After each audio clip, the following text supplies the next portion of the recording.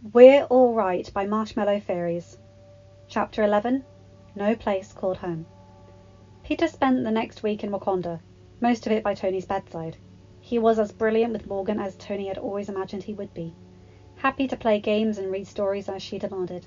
The genius couldn't keep the smile off his face as he looked at his daughter perched on his son's knee, looking as comfortable as if she had been there her whole life. When he finally tore his gaze away from the heartwarming scene, he found Pepper watching the pair with a fond smile of her own. It was clear that Peter was a part of their family. When he wasn't entertaining Morgan, Peter was quite happy to help design with Tony's new arm.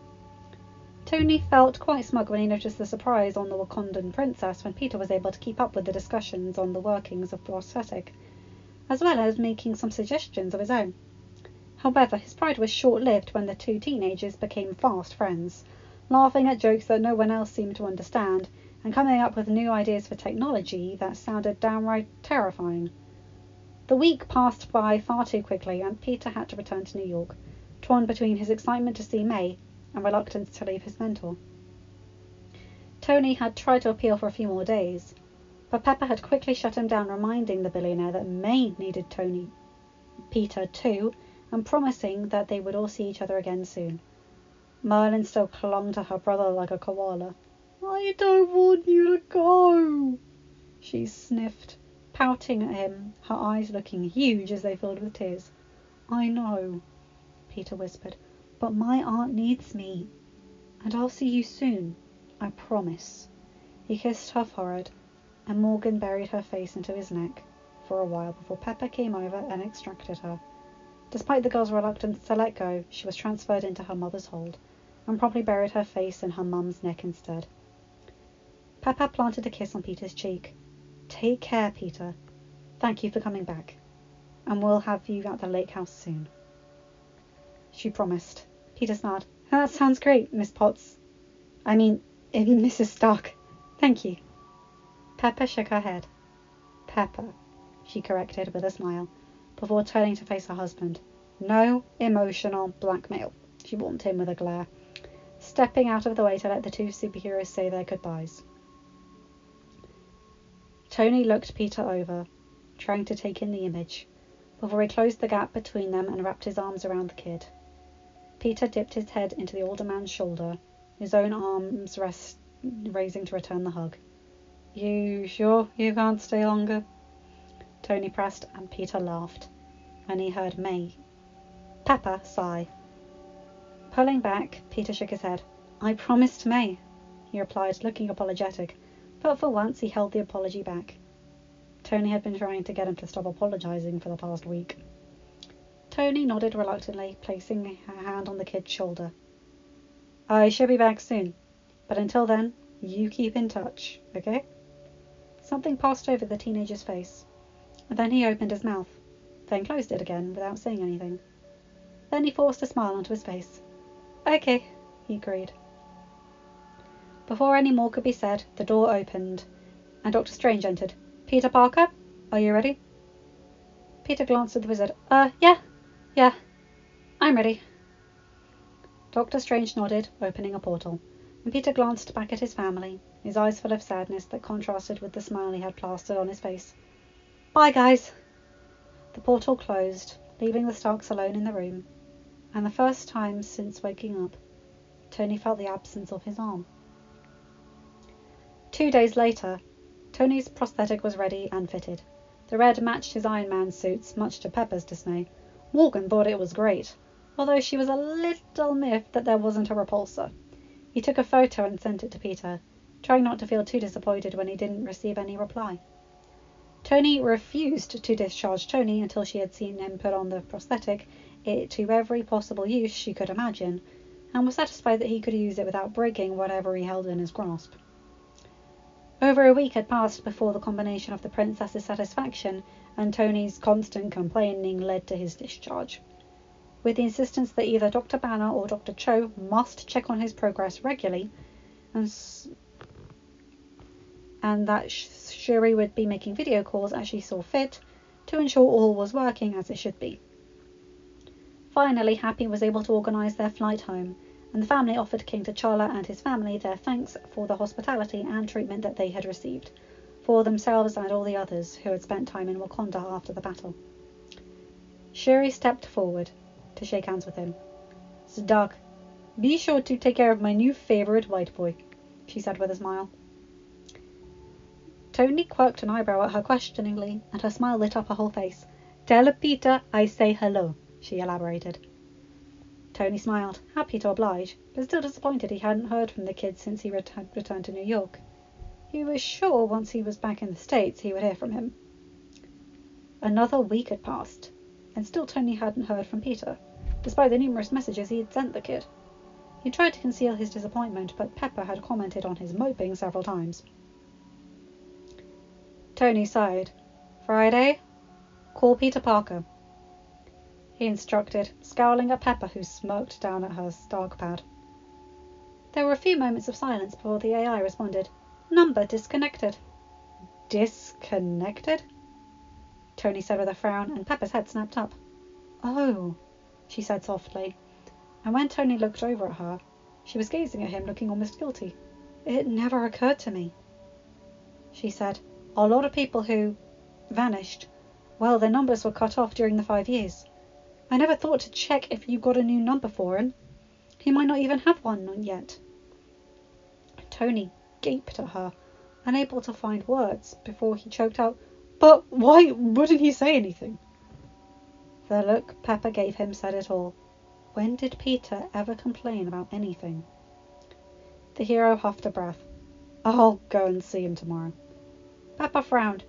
"You're still supposed to be resting, and if anyone sees you visiting an apartment in Queens, it will attract attention, and that's the last thing you or Peter need.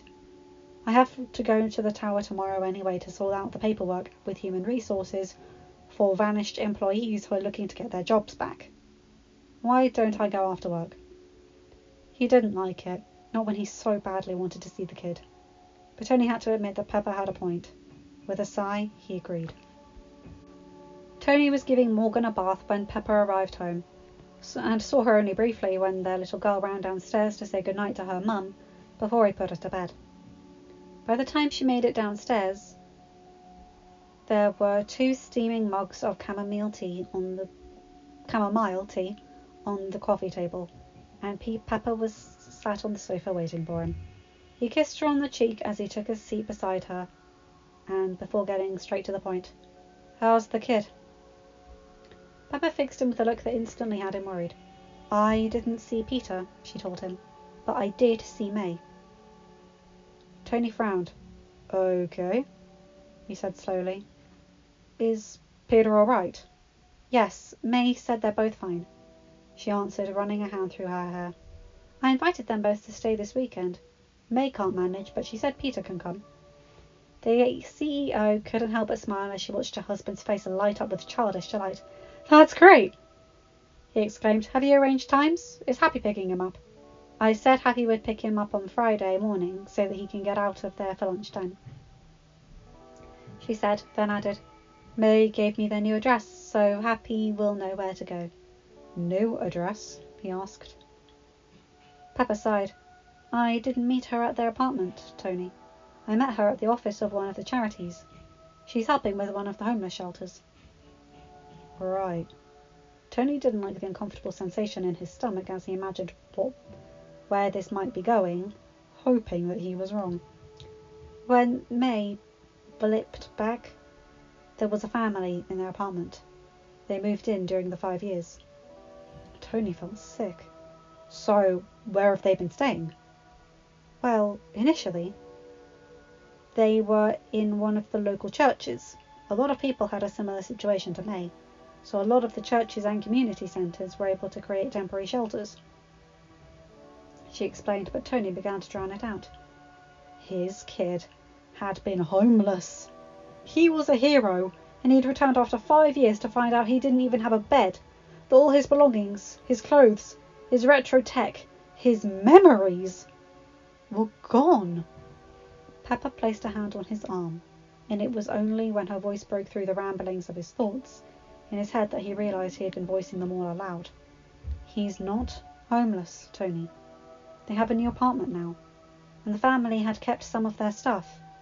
They didn't think it was right to just get rid of it all, so they had it boxed up and kept it in the loft. Tony, can you hear me? He's fine. Peter is okay, and he's coming here this weekend. You're going to see him, and everything will be all right. Okay? Tony fought to take control of his breathing, and eventually nodded. Once he had seen Peter, he would be able to relax. Just a few more days, and he would see that his kid was fine.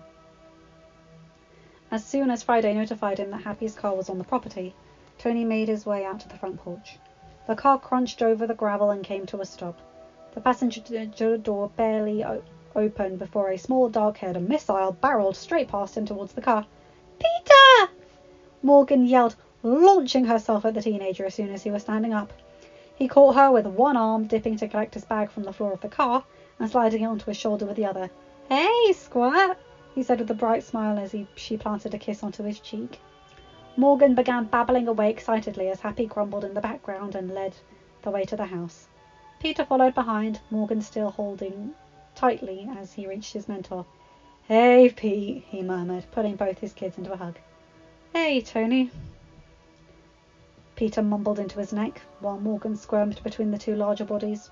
As soon as Tony released his hold, Morgan wiggled until Peter sat her down, and she ran into the house, calling for Uncle Happy to follow her.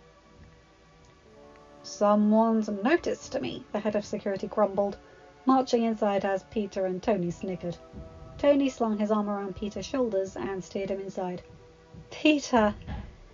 Pepper exclaimed, sweeping out of the kitchen and wrapping the kid in a hug. "How are you?" "I'm fine, thanks, Miss Pepper. How are you?" Pepper smiled at Peter's politeness. "I'm great, thank you. Lunch is nearly ready. You can put your bag upstairs if you like." She didn't wait for an answer, instead calling for Happy to make himself comfortable before disappearing back into the kitchen. Peter glanced around, taking in everything until he felt Tony's hand on his shoulder once again.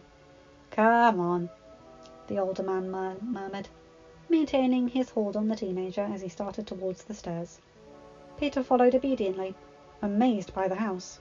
It was so different to what he had expected.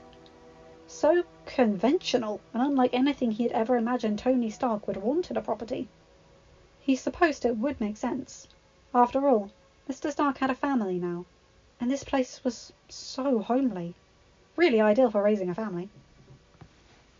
The young hero was so lost in his thoughts that he almost bumped into his mentor when he stopped opening a door and gesturing for Peter to step inside. "This is your room," Tony said, watching Peter carefully as the teen stepped inside. Peter blinked, looking around the room in stunned silence. The walls were a light grey, the queen-sized bed covered in navy bedding. There was a wardrobe in the corner, and a desk with several books stacked on it, a mixture of textbooks on physics and engineering, as well as some classic fiction. There also sat a lamp, a pot of pens, and a laptop. After several moments had passed, Tony spoke up again. "Do you like it?" "It's great, Mr. Tony." Tony smiled. "Good. I didn't want to go too overboard, so you can change anything you don't like. And you can take the laptop with you if you like, or keep it here. It's up to you." At that, Peter frowned. "What do you mean?" "Well, it's yours. You can do what you like." "What's mine?" the teenager asked. "The room. Everything in it." Tony watched Peter's eyes widen in surprise, and he knew the protest that was coming before the kid had even opened his mouth. "You didn't think I wouldn't have a room just for you, did you?" Before Peter could answer, Pepper called that lunch was ready, and Tony grinned before turning and making his way downstairs, leaving Peter to follow awkwardly behind him. Lunch was simple. Sandwiches, crisps, and salad, but the family dynamic was a pleasant experience for Peter. It had been a long time since he had been part of a group sitting around a table for a meal. "So, Peter, when do you need to go back to school?" Pepper asked. "Next Monday," he replied. "I've been in to register, and we have to start the year again, but apparently quite a lot of my year vanished. So at least I'll know most of the people." "Ah," Pepper acknowledged with a nod. "What about your friends? Have you seen any of them? No, Peter said. It's kind of hard to get in touch. Most people don't have the same phone numbers anymore, and a lot of people have moved. But I know that Ned and MJ both vanished. I checked the names on the stones. There was an awkward silence that, fortunately, Morgan was quick to fill. She had lots of games planned for the weekend, and Peter latched onto her chatter, keen to avoid any topics related to the 5 years he had been gone and the changes that had come back to. Tony took the opportunity to observe Peter while he was distracted by Morgan's ramblings. He looked pale, a little gaunt, and there were dark circles under his eyes that suggested he hadn't slept in a while. He glanced to Pepper, who was also watching the pair closely, and then to Happy, who met Tony's gaze with a grim expression. The afternoon passed quickly, Pepper declining Peter's offer to help tidy up, so he and Morgan began a jigsaw puzzle she had dug up when Tony saw Happy out. The head of security reminded Peter that he would pick him up on Sunday afternoon. They'd all done all the edges of the jigsaw when Morgan began to rub her eyes, leaning into Peter's side. Looks like someone needs a nap, Tony remarked with a smile. Stubbornly, Morgan shook her head. No, Peter and I are busy, she whined. Come on, little miss, Pepper said, strolling over and lifting Morgan. The puzzle will still be here when you come down. Morgan's protests grew fainter as Pepper carried her upstairs, leaving Peter and Tony suddenly quiet living room. Fancy a walk? Tony asked, and when Peter nodded, the older man led the way to the door, grabbing a cardigan on the way. The two heroes made their way towards the lake in a companionable silence, eventually coming to a stop by a small wooden dock. When Tony leaned his arms against the wooden railing, Peter mirrored the movements. The new arm looks great, Tony, Peter finally commented to break the silence. How is it working? Tony smiled. Yeah, it's great. Shuri carried out every possible test before she would let me leave, and I spoke to her earlier this week to assure her that's fine. She says hello, by the way. The billionaire half expected the kid to get flustered at the message, wondering if he might have a crush on the princess, but Peter only smiled as he looked across the lake. That's nice. Will you tell her I say hi the next time you speak? Sure, Tony agreed, and they settled into silence once again. It was so serene, only the sounds of the trees rustling in the breeze, the water rippling in the lake, and the chirping of birds. It was a great contrast to the chaotic thoughts whirling in Tony's head, with no idea how to voice them. It's really beautiful out here, Tone. Why didn't you tell me you were homeless? Tony blurted out. Peter turned to him in stunned silence. What? When you came back to Wakanda, you could have told me. You should have told me. You were recovering, and May was already sorting out an apartment by then. I didn't want to bother you with... Peter began. I was fine by then, Tony interrupted. You weren't fine, Peter replied with a frown. Of course I was. You saw me. I was awake and I heard your heart stop. Tony's jaw dropped as he stared at Peter. The kid was shaking, his lips wobbling. And when he squeezed his eyes closed, tears spilled over. He turned away from Tony, back towards the lake. What? Tony asked, his voice soft. Peter inhaled, but he didn't change his position, keeping his eyes closed as he spoke. When you snapped, I could hear your heartbeats as it got slower, and then it stopped, and the light of your reactor went out. I heard it, and I thought... He broke off, unable to voice aloud what he had thought, but he didn't need to. Tony knew, because Reddy had eventually told him what Pepper had never been able to, that his heart had stopped, and it was only Thor stepping in with Mjolnir that got it started again. Even that wouldn't have been enough to keep him alive if Shuri had not insisted he be brought to Wakanda, if Strange had not opened a portal to get him there almost instantly, then fetched Helen Cho. By all accounts, he shouldn't be alive. Yet, even though he was, Peter was torturing himself, still worrying that he could lose him at any moment. Gently, Tony placed a hand on the kid's shoulder. I'm so sorry, Pete. That must have been... I'm so sorry, he murmured. But I'm right here, and I'm not going anywhere. Peter's chin dropped to his chest, lips pressed together as he tried to contain his sobs. Tony tugged him into his chest, wrapping both of his arms around him, and Peter leaned into the comfort. You still should have told me, Tony finally said. I mean, you didn't even have a bed. He felt Peter tense in his arms, and he loosened his hold, turning the young hero round so he could see into his face and those oh so dark circles under his eyes.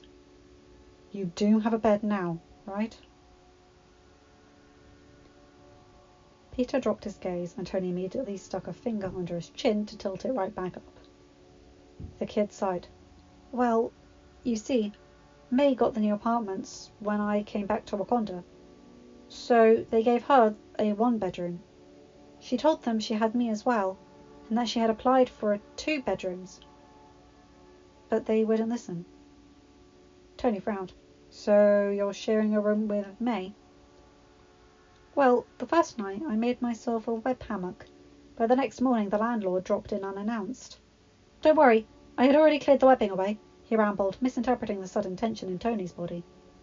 But I didn't want to take the risk, so I've been sleeping on the couch. The landlord, Tony began. Does he drop in a lot? He was surprised when Peter smirked. Just twice, the kid answered. The first morning, and then about a week later. May had just come out of the shower and walked out of the bathroom in just a towel. He's not come back since she screamed at him. The air was bluer than Captain America's suit. Tony couldn't bring himself to smile. At least, tell me it's a sofa bed. When Peter didn't answer, Tony sighed. That's it. We'll get you a decent place this week. No, Tony! May wouldn't want... Peter replied in protest. No kid of mine is sleeping on a sofa. I'm pretty sure May doesn't want you doing that either. I mean, look at you. When's the last time you had a decent sleep? Once again, Peter's silence spoke volumes, and Tony sighed again. All right, Underoos. Come on. Looks like both my kids are going down for an afternoon nap today. What, Tony? No! Peter whined. Tony only smirked as he guided his kid back to the house and up to his room. Don't worry, Spiderling. I'll even tuck you in. End of chapter. Hi guys, hope you enjoyed this. I really like that. I mean, that's such a Tony thing to do, isn't it? Find out what's going on with Peter, and without even finding out beforehand, already having a room waiting for him for 5 years? Sure, break my heart. I didn't need it anyway. Anyway, remember to like, comment and subscribe, and hit that bell to get notified for whenever I upload a new video. Have a good day, night, or whatever time zone you're in. Bye my guys, gals and non-binary pals. I'll see you in another video. Bye!